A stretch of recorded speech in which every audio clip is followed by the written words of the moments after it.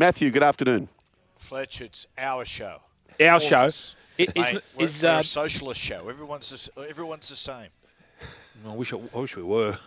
So Matty, we had Michael joking. Zerafa on, and he thinks that Nikita would beat Tszyu.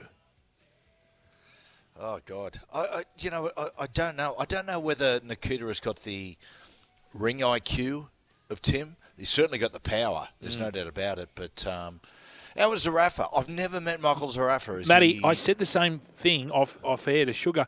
You've only ever seen him in talking up his fights and stuff. So you're thinking, he's a bit of a pork chop. Champion.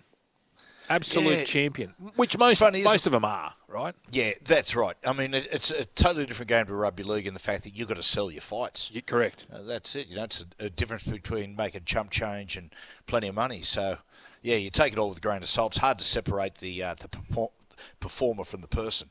And what I did get out of him, I don't think he was, because I was reading some articles about when the fight with Tszyu got cancelled, and that side of the camp was saying, he's running. It doesn't strike me as someone who would run Michael Zerafa. Yeah. I think it was something to do with the promoters and money. Yeah, I'd heard the same thing about promoters and venue. Yep. MJ, what a game of rugby league we've got tonight. Where are you leaning? And whatever you say, I promise I won't use it on TNL at 7 p.m. At 7 p.m. Matthew, what have you done with this bloke? He's sitting here, honestly. He's got this, you'd almost call it a portfolio of papers, of stats, and he's been reading these in the ad breaks. What have you done to him? It's incredible, he and Hindy. It's a whole new lease of life. They're really expanding out. And I suppose that's the thing, mate, with our new owners. Yeah. To show you're multidimensional. You got to. We can juggle. Did you hear this idiot before? What he said was, he said to the listeners, he said, do you know that... No, don't tell him. I'll run it past him. Well, don't say it the way you said it. I wouldn't say it. Okay. Okay, so, MJ. Yep. The Panthers have had 10 hat-tricks in their team. Not since... This is for the last 5 years. So, 5 players have done it. Who do you reckon has the most hat-tricks? Of the Panthers... Okay, I'm guessing that's someone slightly out of the box. Yeah. I'll say Liam Martin. Oh, I was thinking that. No, Nathan's had 5 out of that 10. Yeah, Nathan's had 5. Because remember, we do when we have a bet, we gamble responsibly, of course, but we after the Fletcher Sharp incident, the hat-tricks. Yes. So, Nathan, we should be backing Nathan. And yet you mentioned it last week. Yeah, do you know what it is, Fletch? I like backing players who play their best football when they run the ball early. And Nathan's that sort of guy. When I see Nathan run the ball early, I know that he's on. And it's the whole thing, Fletch, if you can pinch 1, why can't you pinch 2? Yep. And if you get 2, why can't you pinch 3? Exactly right. Well, that was our thinking with Fletcher Sharp. I think might get a double. Darren Albert pinched about 5 or 6 on me one day. I know that much. Fletch set it up this way because he's using our show. I've worked this out on Thursdays as a dress rehearsal for T&L. It is. He said, he goes, do you know the Nathan Cleary stat? Yeah, I know. And I said, what's that? He goes, all right, guess the player. I said, mate, it's the Nathan Cleary stat. Yeah, my problem is, Matthew, I've got to try and stump Mick. So I've come up with 3 stats that Sugar had given me, and I bring them up on TNL. Mick's all over it. So he cuts me down before I get my... So I need something out of the box. Honestly, the stats package they give the boys, it's honestly encyclopedia. Yeah. So I pinch it and take it home because I'm sick for stationery. I've got so much stationery upstairs from all the stats on Fox Sports. Yeah, and weights. But don't worry, Fletch, I've got one for you, mate. I've already given Jimmy Zinger one for you for tonight. All right, I'll zing on. How do you see this game going? Because you look at this team, sorry, Matty, and we say, Melbourne are without their stars, they're decimated. They've still got more Origin players in their side than the Panthers. It'll be really interesting, Fletch, because I think Melbourne will take a step back tonight as far as their expansion and whatnot, which may very well work for them. They've been. I think with their night football in the wet, they've been probably trying to do too much. Just by pulling back tonight, they might find themselves in the groove. Oh, mate, I think it'll be really, really tight. It'll all come. Look. If it all comes down to kicking, you go Penrith.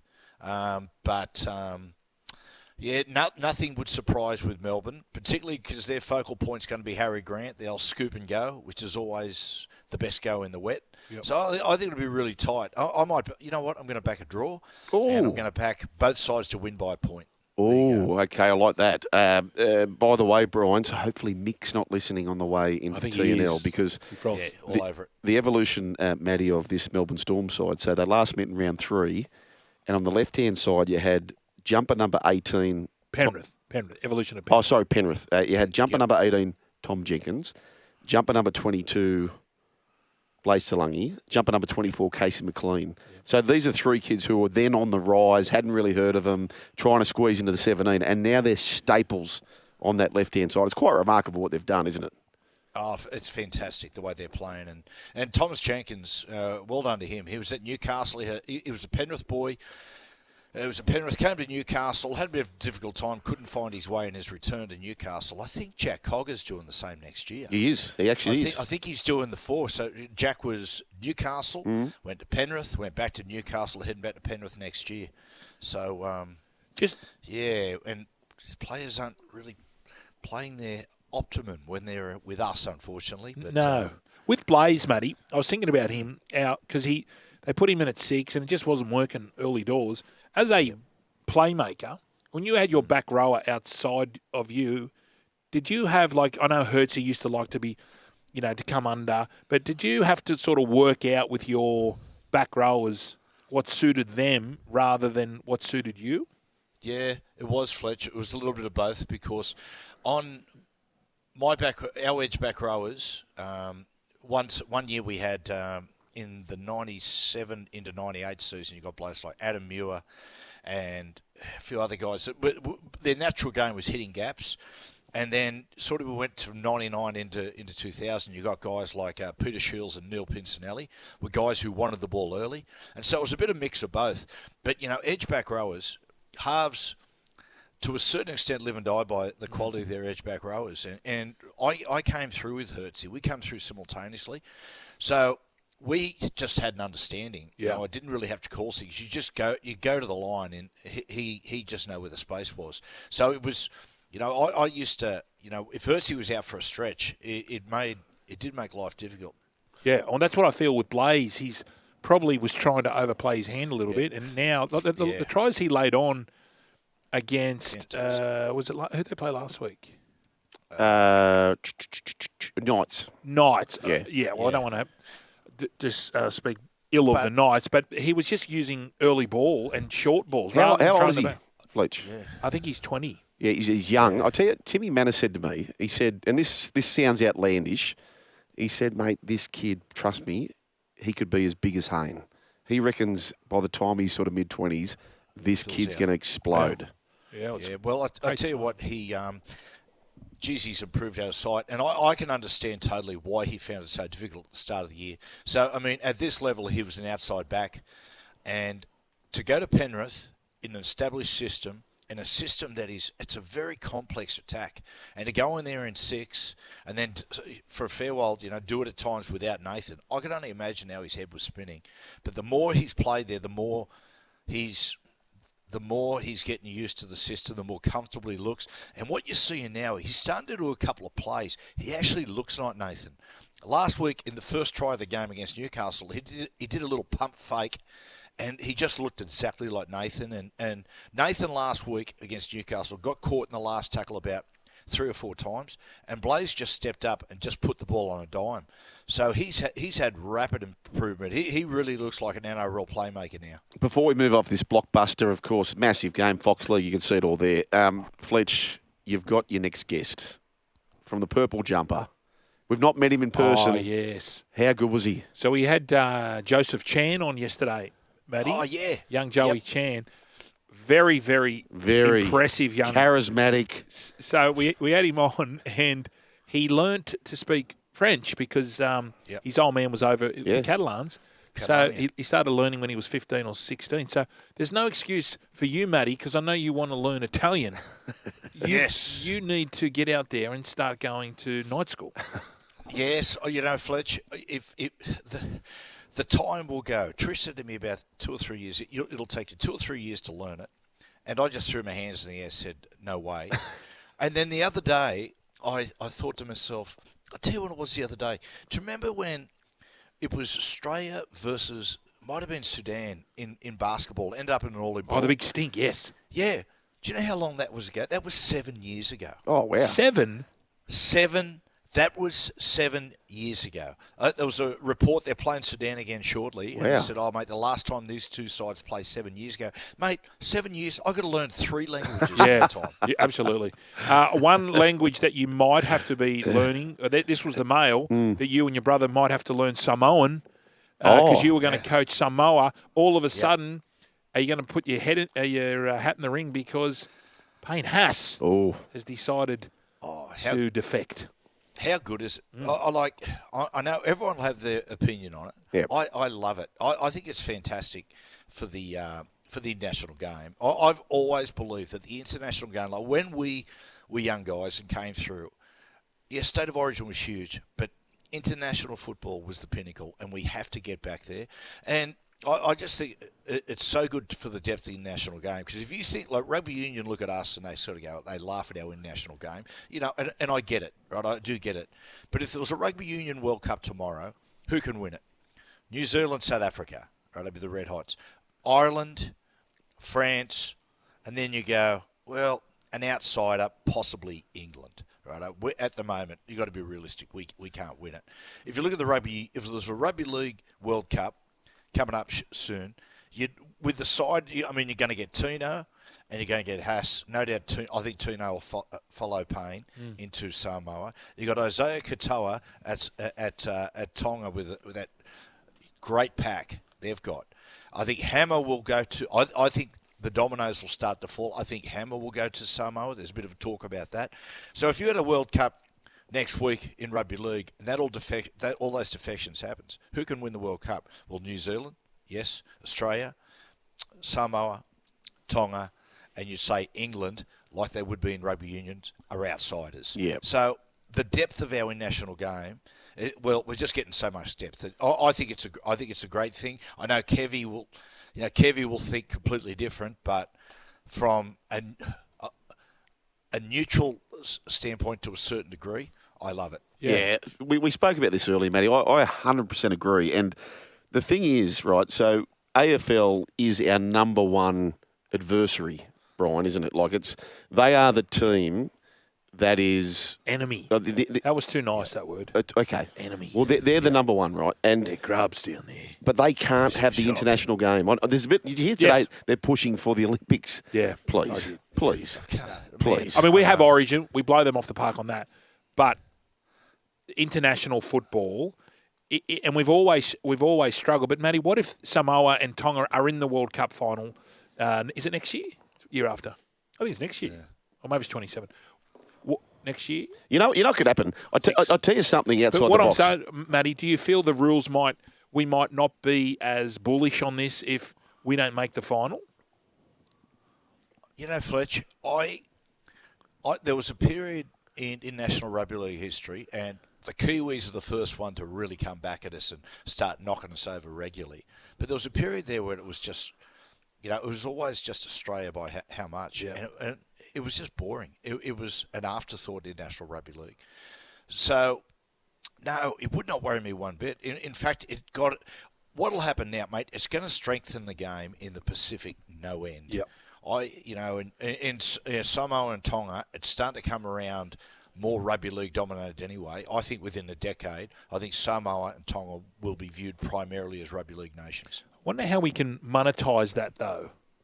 For those countries, Samoa and Tonga, because they are tier 2 because they don't have the funding. That's part of the reason. How do we monetize that? Don't know, Fletch.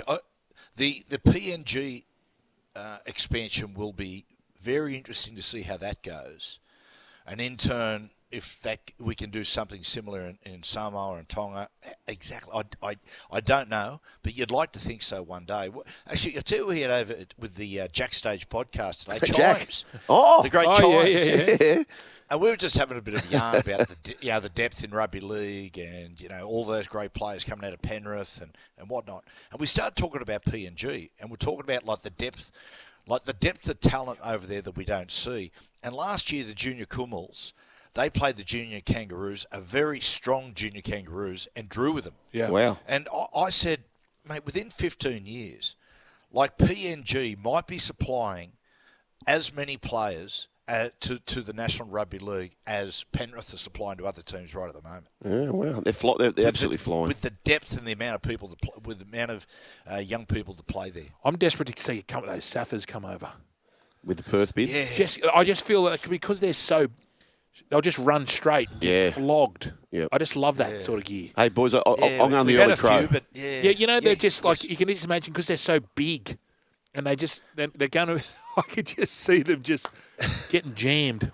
I'm going the early crow. So the Olympics that have got the flag football coming through. LA Olympics. Yep. So Australia and New Zealand dominate, whether it's Oz tag or touch football, whatever the case, they dominate, right? But they are dominated by Polynesian players.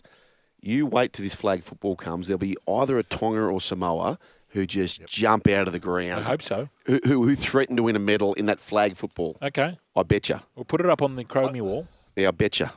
Thoughts, Matthew? I tell you what, boys. NFL. We don't look at the NFL in any way, shape, or form as a threat. Well, we haven't. But mate, I'm telling you, the world's shrinking, and if you look at how many eyeballs, how many younger people now are just love the NFL, watch it as much as any other sport. Just the red zone and all that sort of stuff, but also the amount of young Aussies now that are going and playing in the NFL. Young Samoan, young Tongan players that are going there. I won't say as much as say it's a threat, but I tell you what, it's got a huge presence. Did you see our man Matty Lucky Tarsi? He had a run during the week. Oh, did he? Yep. How'd he go? He went okay. So he did his job. Yep. This was what my spies were telling me. Raiders? Yep. He was a right tackle, not left tackle. Did his job. Didn't miss his assignment. So fingers crossed, our man. He's a monster. Lovely bloke. That's good first up. Yeah, what a lovely kid. Fantastic. And what a life-changing opportunity for his whole family. Yep. Hey, Matty, have a great show, mate. We'll listen tomorrow on Morning Glory. We'll see you tonight on Fox League, and what a great game in front of us. The Melbourne Storm taking on the Panthers. Good on you, mate. Good on you, lads. See you, boys. See you. Michael Zerafa. Hello, mate. Welcome to the Run Home with Joel and Fletch. Thanks for having me, boys. Oh, we've got to put your mic on. Oh, there we go. Jack Bird would have pressed play on that. Mate, I said that you look spitting image of Jack Bird, but you're not having it, are you? Oh, look, I've seen better lookalikes, but I'll give it to you. We have similarities. Okay. We have similarities. I think he's better looking. He's better looking. We'll give it to him. Okay, We right. wouldn't smell better than you. Jeez, Nah. you smell nice. Always. Now, Mick, you got your fight coming up on Wednesday. Mikey Dalman. Do you know much about him? No, look, respectfully, I don't know too much about him. I know he can punch. He's got a 90% knockout rate. But look, I'm not fussed. I've got the game plan in place. I've been training the house down. I'm confident. I feel good. I look good. Smell good. But do you go into these fights? Does your promoter come up to you? How does it all work? They say, righto, Mick, we've got this bloke. Have a look at his tape or have a look at his record. How does it all work? So it depends. It could happen 12 weeks prior. After a fight, the promoter will sit there and send you a list of someone that's going to elevate your career, and then you get to kind of pick who you want stylistically, or if you're ranked, there's mandatory positions and whatnot. So sometimes you got to face certain people to move forward. Yep. Like I did when I fought Lara, was his mandatory. He had to fight me, and unfortunately didn't go my way. But some fights can take months before they happen. Right. So yeah. What's your story? What's the Zerafa story? So did you grow up in a family of fighters? How did you find yourself in the fight game? Was there another sport you wanted to pursue? What was your story? I loved the sport. As a kid, I used to just love watching it, and I love solo sports. And I used to play AFL. I was actually a pretty good footballer, and I just always used to just punch on. Yeah, sadly on the footy field, I just So were you a fiery sort of customer? Is always, even to this day, I was still pretty short-tempered. And Really? Yeah, I don't know. It's not. I'll never start a fight ever. But your stance is in great condition. As a boxer? I don't get hit too much. Yeah. Yeah. I try not to anyway. Yeah. I try not to walk into wars and. So you are, like as you said, you're fiery. Yeah. How does that go in boxing? Because you've got to also be able to keep you cool. Look, yeah, I know how to kind of distribute the both and try to stay cool, calm, and collected. And I know that when I get in the ring, it's a job. I've got a job to do, if that makes sense. But, outside of the ring, sometimes my patience, can. Oh, okay. Yeah, like I'm very short-tempered. Very snappy. What about on the road rage? I've had that a few times. Yeah. Yeah. I mean, I'm not. Yeah. You know what I get agitated on the road? You know when you let someone in on a one-way street and they And don't they wave? wave. Oh, Yeah. Brian, yes. So what we need to do is I used to keep 5-cent coins. And just launch it. Well, if they didn't wave, because you can't, once they're gone, they're gone. Yeah, And I just do a used to Yui. pick them- Yeah, I'm not going to do a Yui. Do a Yui and just chase them. If I could fight like you, I probably Yeah. would. Hey, Look, that stuff doesn't really get to me too much. I mean, but I get it. That does annoying. No, it's terrible. It takes 2 seconds. But What about your kit? Is that a Celine sort of setup there? It's a magnificent kit. yeah, she always dazzles me in some Yeah. nice stuff. I mean, I just wear whatever she tells me to wear. I guess. that's Yeah, I smart, do the man. same. It's just smart. Now, Michael, if you win this, will you be up against any of the zoos? Look- Nikita or Tim? I know there's been history between all three of you. Well, no, there's only been history between me and Tim. Yeah, right. Nikita's, I don't know, just weirdly opened his mouth and he's saying some outrageous crap. He's drinking titty milk and Yeah. he's doing all sorts of crap. I don't know. Went to a sex museum in Vegas. He's a weird unit, man. Who's the better fighter of the two? Look, I think Nikita can beat Tim. I think Tim doesn't have the mental strength as Nikita. But Nikita's just if Michael Zerafa, if I said this, if I come into the stuff he was saying, in Melbourne I'd be on 6 p.m. Crime Stoppers. Yeah, right. Like, I don't know how he's getting away with it. And he's not getting psychologically tested. Like, So just on that, right? So have we ever seen something like? Could you ever see Nikita and Tim fight each other? Have we ever seen that in? like brothers. Yeah, have we seen that in the sport of boxing or no? Nah. Or could you do it? You reckon?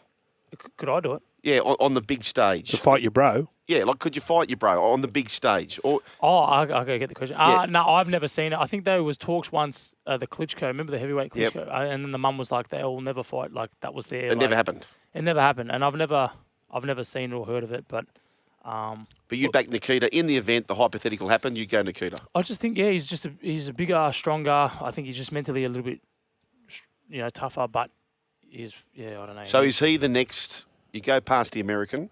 Is he the probably obvious next step? Is he Nikita Tszyu? Well, no, I don't need him. Oh, you don't need him. This is what I. So who do you need? Who's the next step then? The guy, I'm number 8 in the world. Give me number 7. Yeah. Don't give these guys right from me. Guys behind me. Tim's behind me, and Nikita's behind me in the rankings. Yep. So why would I want to fight him? Money wise, and it's all about boxing. Boxing, you want to get an earn out of it. If you fought Tim, do you think that would be well worth it for you financially? It's the biggest payday. Me and Tim will generate. It's the new mundane green. Yeah. And he said prior, I don't want to ever fight Zerafa because I don't want to give him a payday. But he needs me. His next payday is fighting me. If he doesn't fight me, he's not going to get paid. What happened last time when you were scheduled to fight? Yeah, I got sadly, badly managed, and things were completely out of my hands, and I had no power to say or do anything. I was a week out of the fight, and then I got told the fight was off, and it just all turned to shit after that, pretty much, and I had no say, and definitely was not me not taking the fight. I've been offered less money and harder opponents, before they offered me Tim fight, so I would have definitely taken it, and I believe I beat him. So with the verbal, because sometimes in boxing we don't know whether it's real or put on, is it fair income? The hatred. The hatred? Look, it is. Look, Yeah. I mean, I don't hate them. I don't like the word I hate, because they've done nothing to me. They've physically done nothing to me, but we're both competitive. We both think we're better than each other. So then the only way to settle that is to fight each other. And there's just that general animosity, and they're weird. You know what I mean? Like, I don't know how else to say it. Like, they're anyone else that doesn't think they're weird, I don't get it. They're strange units, man. Mate, you're in good company here. Have I you can tell that much. ever sparred them growing up, or you've ever fought them as kids growing up? No. Never. No. So it just sort of blew up, like verbally. No, we blew up because we're both number 1 in the country, and we're both top 10 in the world. Yeah. And then there was talks about me coming down or him coming up. And, we fought everyone in Australia. We beat everyone in Australia, but we hadn't fought each other. And everyone was like, oh, he beats him and he beats him and Zerafa wins, Tszyu wins. And it just kind of blew up. Yep. And then I said, man, let's make it happen. And, the promoters and stuff, back and forth. And now we're here.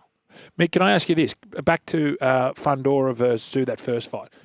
If you were in Tim's position when you got split and he got split and the blood would have you said to the corner, stop the fight? No. You would have done what Tim did? Well, I did. Yeah, I mean, everyone's talking about that. Did you see the 2 Jeff Horn fights I had? Yes. That was way worse. Yeah. Between me and Jeff in the second fight, we had like 40 stitches between us. My head, I've still got scarring all over the eyebrows from it. My head was open. His face was giant holes everywhere. It was a mess. But yeah, you don't quit. You don't quit. But as much as I dislike him and we have our differences, you can't, even in his second Fundora fight, they're saying he quit. And for him to quit, as much as we don't get along, something must not have been right. Right. Because he wouldn't have quit for no reason. At some stage in your boxing career, you will need to quit, right? When is that? Have you mapped it out? You seem like a game plan man. Is it years away? Is it like where are you currently at with your career? Look, I'm 33 and I think the game's changing. I was young and dumb. I'd take a handful of Skittles and I'd be out all day training. Now I'm doing everything right. I'm recovering better. I'm putting together with the teams, structurally how it should be. And I feel like the best Michael Zerafa's here, so I reckon I've got another 5-6 years. The 42-year-old's winning world title. Yeah. Pacquiao came back at 47. Wow. So. This bloke here on Wednesday night, how do we beat him? You're going to have to tune in to find out. Yeah, I know, but what round? Look, I never pick a round. I never... Could you give me maybe an option? Sporting bets? No, I don't know what you're talking about. Sports bet it is. Sports bet, sorry. Look, no, I don't know. I just know that I'm ready for whatever he brings. I've got answers for. And I truly believe I'll get him out of there within 5. Right. And is the goal of a boxer to get into America? Is that your goal? I've been there multiple times, but no, not really. Not really? I mean, if you can get a good promoter that can bring them here. Okay. It all comes down to financials. It costs, to get the world champion down here will cost you millions, maybe 10, 15 million. Yep. But you got good backing, which I've got now, and sponsorships and stuff like that. Anything's possible. Who gave you the dream? So for me, I loved the Canberra Raiders as a kid. I was a rugby league kid. Brian, who did you love, Brian, as a kid? What was your... Tom Carroll. Tom Carroll. What was the Michael Zerafa, first poster on the wall or the star that you looked up to? Roy Jones Jr. It was always boxing. It was always boxing. Yeah. Was it? Yeah, that was my... Yeah, I don't know. I was a tough growing up as a young kid, and it was pretty tough. I mean, I never had anything really given to me. I had to kind of fight for it or wait till it was passed down to me growing up. And I just thought I could have that one fight and change my friends and family's life. And yeah, I knew that I had the discipline, I had the dedication, I've got the short temper, I've got the will. What would you do in a day? Like a big, heavy training session for you? For people who don't understand the work that goes into this, what would be a tough day for you? Yeah, my training's... Well, everyone that knows me knows I'm known for my work ethic. I train 5-6 hours a day. Wow. 6 days a week, yeah. And it varies from sparring to road work, strength and conditioning, bag work, pad work, the works. Boxing is one of those sports where... I mean, I've never played any other sport like rugby and besides football, but boxing is a sport that you need kind of everything. You need to run, you need to do weights, you need to do boxing, you need to do... there's multiple things involved. But yeah, I'll get to the gym. I've opened up my own gym now, so I'll get to the gym and I'll just train all day. Do you get nervous? When you're about to go out in the fight. Do you get nervous, excited, scared? No, not really. It's a weird feeling. It's kind of like I'm more nervous now than I will be in the venue. Really? Because you're on the radio. Yeah. No, not like just leading into it. Leading into it, yeah. Gotcha. Not on the radio, no. Gotcha. I was thinking, geez, we're not that scary, are we? No. I can't pronounce Goslame, but... No. Like now, I'll be a bit more like, yes, no, like, have I done enough? Oh, no. And I'm always doing that reassurance work, So what do you do 2 days out? So the old taper off, is it nothing? No, chill out, yeah. You do nothing? Yeah, no, nothing. For 2 days? For 4 days. It's 4 days is the taper off where you do nothing. Yeah, I do nothing. Yeah, just chill out. Getting back to you thinking Nikita's weird, I think you might be onto something here. This is his comments today on drinking breast milk. My wife eats a very clean diet and she's pumping out very pure breast milk. So why not? Everyone does it. Everyone's tried it. We've all been a little bit curious. I've never done it. No one does it. The only two people that do it, and the only people that do it is Nikita and infants. Yeah. Babies do it. I mean, there's some weird websites out there. But you say weird. See, he's weird. Yeah. If you go to a press conference for him, you can say that we adults are the only humans are the only adults who have milk. I don't even drink milk. Of all species. Although I did read an article yesterday saying down in Melbourne during COVID, one of the cures of COVID was putting sperm in milkshakes. What? Yeah, it was a Melbourne thing. We don't do that sort of stuff up here. What is going on? I don't know. I don't even, this is the stuff that needs to be like where are the Where are we as a community, I suppose? Yeah, well, where's the cops? Yeah. Where's the cops? Oh, So yeah, what are you going to do for the next few days? Oh, I trained this morning. I did 10K sprints. I did 10K sprints. Yeah. 10K sprints. And So you ran 10Ks? Yeah, so I do 200 metres on, 100 metres off, Yeah. 10 kilometres. Oh, wow. Yeah, yeah. So like telegraph poles or something like that, you're looking at that. Is that what you're doing? No, so on the treadmill. So I'll put it on speed like 19, and then I'll... What? Yeah, 200 metres, and then I'll just jump to the side, 100 metres, touch it with my foot, jump back on, and I'll do that for 10Ks a week, like 35 sprints or something. Oh. How's the body at 33? That's what I'm saying. I feel good. Yeah. Yeah, like yeah. I mean, every now and then you get a sore back, or you know, I sometimes need help putting on my shoes. But other than that, yeah, I'm pretty cool, man. Like I feel mad. Yeah. Hey, Slick Mick. So this guy here has the audacity, the temerity, and the gall. He criticises me. He says, mate, you're really good at the recovery. So I go do saunas and I do ice baths, right? Oh. But He doesn't train beforehand. So he says you're recovering from nothing, right? Who's on the right, Nick? Oh, jeez. Look, maybe it's... Look, they say the cold is good for the endorphins, for the brain. He's probably doing some brain work. Brain work, Brian. But he's got to get. That's why I'm hosting the show. You're not. He walks past the treadmill. He walks past I need to recover from the that, rower Brian. and just goes straight into the sauna. Do you have a double-story house? Well, do it. Up and down the stairs. Yeah, up and there down you the go, Brian. Up and down You the know what I mean? stairs. There you go. Well, Mick, best of luck. So you're going to win. You're going to beat this bloke. You're going to punch holes in Mikey, and then we could have the fight of the decade. Yeah, look, I said to them, if there's a big number at the front and then there's a lot of zeros behind it, yeah, let's talk. Or if there's a world title, I'm happy to fight him. At the moment, I don't need him. Mick, can I ask you this? So once you've done the weigh-in, how much would you have lost? From the time you do the weigh-in to the time you go into the ring, you've gained how many kilos back on average? I don't go much more than 3 kilos. And what would be once you've had that weigh-in, are you charging in for a meal? And what's that meal? So I do, straight after I come off the scales, I'll have a certain little ritual that I do. And then I'll What's wait. that? Can I ask you what the ritual is? Yeah, you can, sure. So I'll jump straight off the scales and then I'll get a bit of, it's like honeycomb, pure honeycomb. Yeah. And then I'll get that straight sugars, hit it straight in the system. And then I'll have, is it coconut water? I'll have a litre straight of coconut water. And then Without breast milk? Without no titties. No. Just straight coconut water. And then I'll wait about an hour.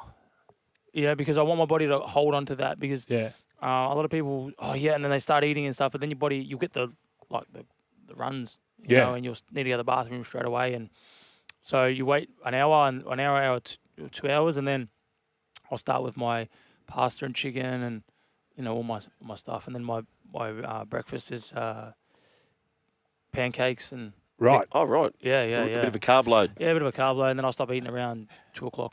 How do you relax? You seem like you're training for 5 or 6 hours a day. Yeah. How do you switch off? I don't know, to be honest. I don't. You don't know? I don't know. Yeah, it's actually a good question. I do, but I don't. Like, my mind's always... I'm always doing different things. Like, there's my business side of me, but then I've got the boxing side of me. Then I'm always trying to put my hand in other... Fingers in pies. Yeah, that's the word. I'm looking at your hands. Mate, those hands, couldn't they tell some stories, Brian? Yeah, look at these hands. You ever had a stink? Like, has anyone ever come up to you not knowing who you are and you're in a pub and tried to blue you? Yeah. And how do you handle that? Just go away, mate. Otherwise, I'm going to chin you. Well, I'll try that, but I'll, it depends. Like I said, my temper's pretty bad. I'll probably just chin you. Really? 100%. And it must be hard. So you wouldn't go out. Can't go out. Well, I used to go out even if it was just locally and stuff. But, like, I told you I got a real bad shot. Like, I'd play indoor soccer and, you know, one of the other team would be trying to touch one of my boys or whatever, and I'd be just straight in there, just cracking. Yeah, like I was just. Hey, Mick, lots of text coming through, and Peterborough Pat says, can you ask Michael what his favourite Maltese food is? Oh, you got to go pasticci's. Pasticci. So what is pasticci? It's, not the same I think, thing. I think Nikita's been getting into there too. Oh, that's gross. It's like a pastry and a bit like the Gossamer things. Yeah. It's like pastry, and I like the ricotta ones, but you can get mince and peas. Yeah. And, I only like the ricotta ones, but they're called pasticci. Pasticcis. Yeah, I've heard of them. I thought they were Greek. Well, yeah, I'm pretty sure they're Maltese. Ryan, have a look at those hands. Yeah, I know. They're going to tell some big stories over the next week or so, mate. Michael Zerafa, thank you so much. It's a massive Slick card Mick. coming up. Nikita's also on the card. Brock Jarvis is also on the card. And but the big fight, of course, with yourself, ICC Sydney. It is yourself versus Dahlman, the American. Tszyu versus Ismaili. Will Tszyu definitely win that fight, would you say? Yeah, he's fine a tomato can. Oh, right. Yeah. Okay, he's got the tomato can. All right, that's good. And we've got a double pass, no tomato can, for Wednesday if you want to go. And you can call in 1300 01 1170 is the way to do that. And a shout out to your wonderful partner wife, girlfriend? Celine, thank you, yes. Partner, Thank wife? you. Fiance. Fiance. Yeah. I was going to say, put a ring. How did you do it? What did you come up with? I Are you was- romantic or no, not? I wasn't really romantic. No. I surprised her with getting the ring because I knew she was so picky to begin with. Yeah, And then I ended up just saying, "Oh, can you go get me a pair of socks?" And I had beforehand. I got home early and I put on pillows and put on top, opened up on the box on the bed and flowers and whatnot. And That's romantic. I kept saying to her, "Can you go get me a pair of socks?" So she goes into the room and she was trying to start a war with me because she's like, "You go get your own damn socks." I was like, "Just go in there and get me some socks." And she went in there and then now I'm 5 years later. I'm here. Have you set a date? Nah, she's just threw me straight under the bus. Yeah. Nah, not yet. Look, for me, I want to do everything right. I mean, I think timing's everything, and I'd be selfish to, be fully 100% in boxing and then try to be 100% a husband or, So, we're in no rush. I'm not going anywhere. We live together. She's got a nice ring on her finger. Yeah. You got a nice watch on your right hand. Shout out to G-Shock. Slick Mick and Serene Celine. All the best for that. What's coming up, mate? Great to have you. And you are, I do think you're Jack Bird lookalike, but the listeners, the YouTube audience, they can all decide that. All the best for the big fight. It's coming up on Wednesday, 20th of August, ICC Sydney, and our man Zerafa versus Dahlman. You've got Tszyu versus Ismaili, and it's going to be an absolute beauty. Michael, thank you very much. We'll catch you next time. Thanks, boys. Appreciate it. You're still here? We'll see more on the Joel and Fletch socials and catch us live on SEN Radio. Because if you don't, you're an A grade. But if you do, you're the absolute Mickey.